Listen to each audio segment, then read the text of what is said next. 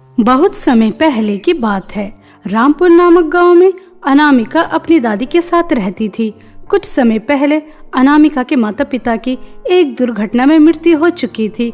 अनामिका के पिता एक किराने की दुकान चलाया करते थे। अनामिका उसी दुकान को चलाकर अपने घर का गुजारा करती थी। अनामिका की इस गांव में एक सहेली थी, सपना। सपना बहुत अमीर थी, उसका बहुत बड़ा घर था और अनामिका एक छोटी सी झोपड़ी में रहती थी।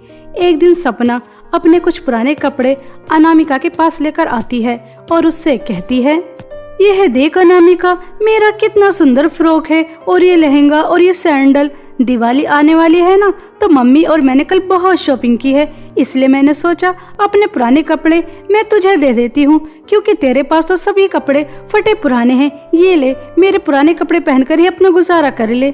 सपना, मैं गरीब जरूर हूँ, लेकिन मैं किसी की उतरन नहीं पहनती। मेरे पास जैसे भी फटे पुराने कपड़े हैं, मैं इन्हें पहनकर ही खुश हूँ। ये अपने पुराने कपड़े तुम किसी और को दे दो। ठीक है, अगर तुम्हें इन पुराने कपड़ों की कोई जरूरत नहीं तो मैं डस्टबिन में फेंक दूंगी। मुझे लगा था कि तुम मेरी दोस्त हो, पहले तुमसे ही पूछ लेती हूँ। अगर तुम्हें जरूरत नहीं तो ठीक है।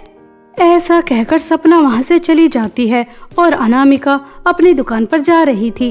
तभी अनामिका देखती है दिवाली की वजह से बाजार में बहुत शोर शराबा था।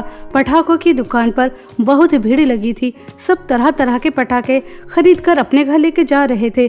तभी अनामिका सोचती है, दिवाली आने वाली है, इसीलिए पटाखों की दुकान पर इतनी ज्यादा भीड़ लगी है। इन सब की कितनी अच्छी इनकम हो रही है। अगर मैं भी अपनी दुकान पर पटाखे बेचने लगूं तो कैसा रहेगा। हाँ, मुझे दादी से बात करनी चाहिए। ऐसा सोचकर अनामिका घर वापस आ जाती है और अपनी दादी से कहती है, दादी, दिवाली आने वाली है ना, तो बाजार में बहुत शोर शराबा हो रहा था। बच्चे, बड़े, बूढ़े अपने घर के लिए पटाखे खरीद कर लेके जा रहे थे दिवाली पर जलाने के लिए।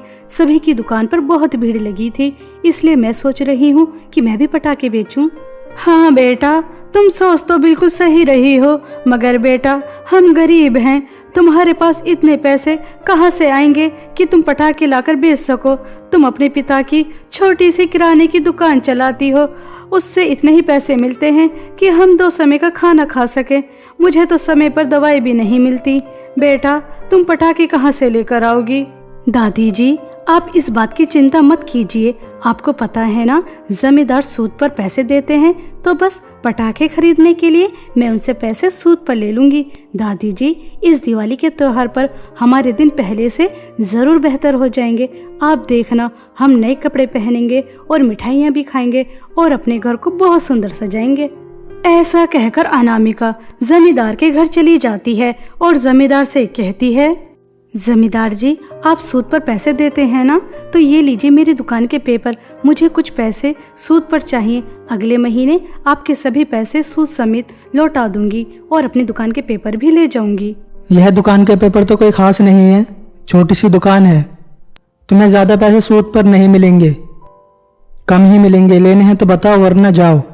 अनामिका दुकान के पेपर देकर थोड़े पैसे सूद पर लेकर आ जाती है और अगले दिन वह पटाखे खरीदकर बेचने के लिए बाजार में चली जाती है। अनामिका देखती है उसकी दुकान पर कोई भी पटाखे खरीदने नहीं आ रहा। अगर कोई आता भी है तो वह बड़े पटाखे मांगता है, जो अनामिका की दुकान पर नहीं थे। उसकी दुकान पर छोटे ही पटाखे थे, इसलिए उसके पास एक भी ग्राहक नहीं आता।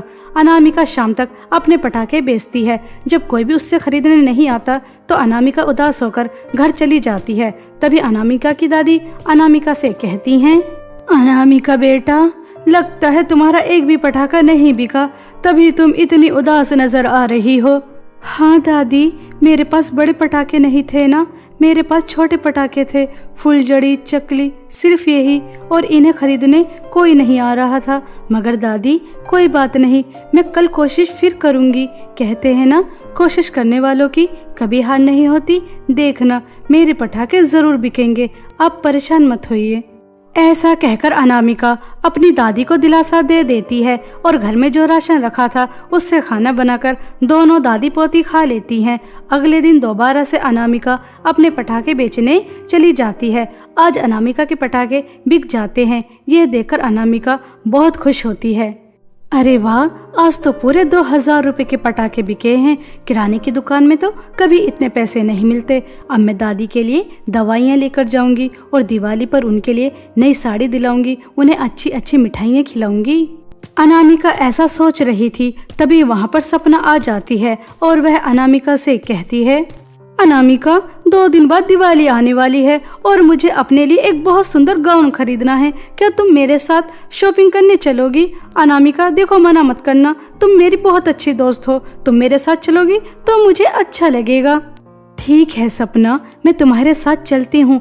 आज मैं बहुत खुश हूँ। आज मेरे पूरे 2000 रुपए के पटाखे बिके हैं और दिवाली के लिए मुझे दादी और अपने लिए भी कपड़े खरीदने हैं। चलो चलते हैं।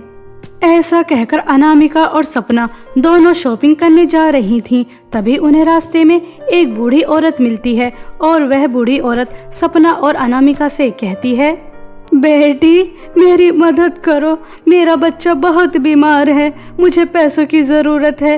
क्या तुम मुझे कुछ पैसे दे सकती हो? तुम्हारा ऊपर वाला भला करे, कृपया करके मेरी मदद करो, मेरा बच्चा बहुत बीमार है। हम तुम्हारी कोई मदद नहीं करेंगे, तुम लोगों का बस यही ड्रामा है, अपने घर की मजबूरी बताते हैं और हमसे पैसे ले लेते हो। हम तुम जैसे गरीबों की मदद नहीं करेंगे, जाओ यहाँ से, हमारा रास्ता छोड़ो। नहीं नहीं बेटा, मेरा बच्चा बहुत बीमार है, अगर तुम्हें यकीन नहीं आता तो मेरे साथ चलो, मैं तुमसे झूठ नहीं बोल रही। नहीं नहीं अम्मा जी, मुझे आपके ऊपर पूरा भरोसा है। मेरे पास 2000 रुपए हैं।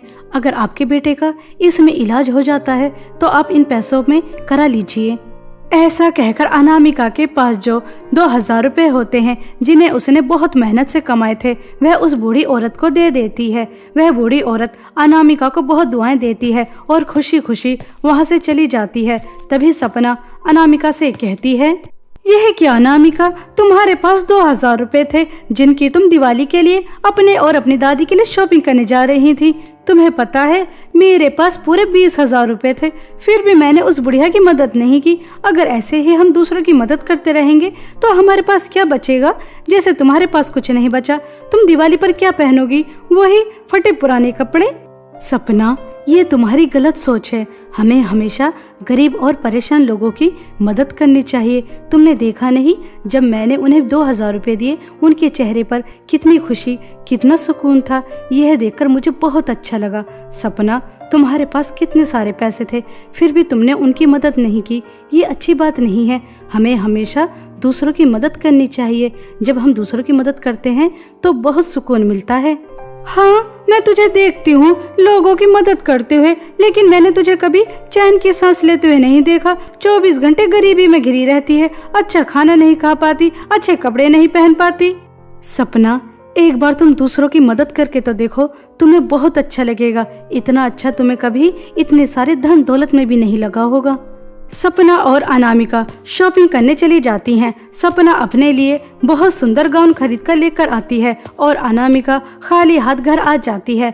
अगले दिन अनामिका दोबारा से जैसे ही अपने पटाखे बेचने के लिए जाती है तो वहां जाकर देखती है अनामिका की दुकान में एक भी पटाखा नहीं होता। कल रात अनामिका की दुकान में चोरी हो चुकी थी, जिसके कारण उसकी दुकान में एक भी पटाखा नहीं होता। यह देखकर अनामिका बहुत रोती है। अरे नहीं, ये कैसे हो सकता है? दुकान में तो किसी भी तरह का एक भी पटाखा नहीं है। लगता है कल रात चोरी हो गई। अब मैं क्या बेचूंगी? जो पैसे सूद पे मिले थे उनके तो मैंने पटाखे खरीद लिए। अब ये मेरे साथ क्या हो गया? ऐसा नहीं होना चाहिए था।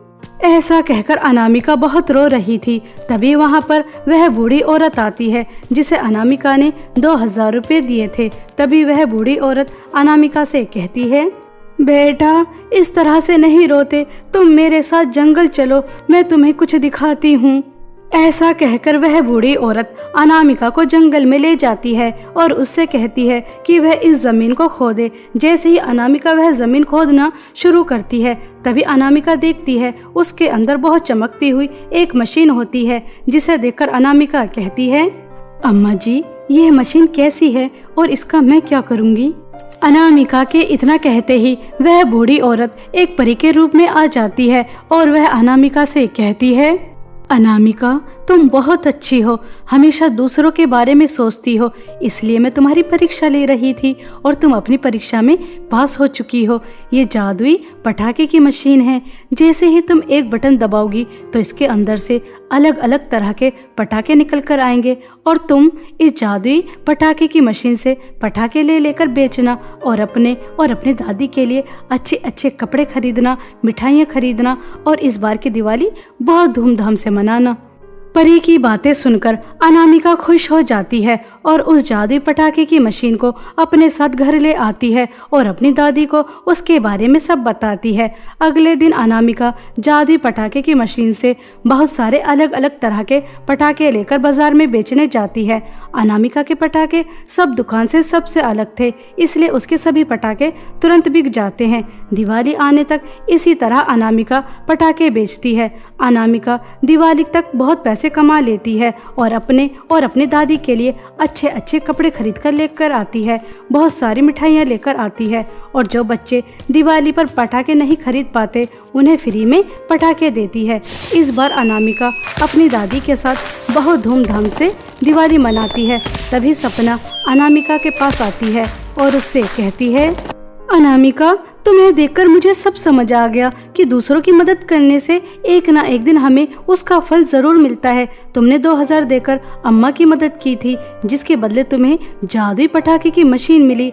आज तुम कितनी धूमधाम से दिवाली मना रही हो। अनामिका, मैंने तुमसे एक बात बहुत अच्छी सीखी। अब मैं हमेशा दूसरों की मदद करूंगी। चलो ये बड़ा वाला अनार जलाते हैं।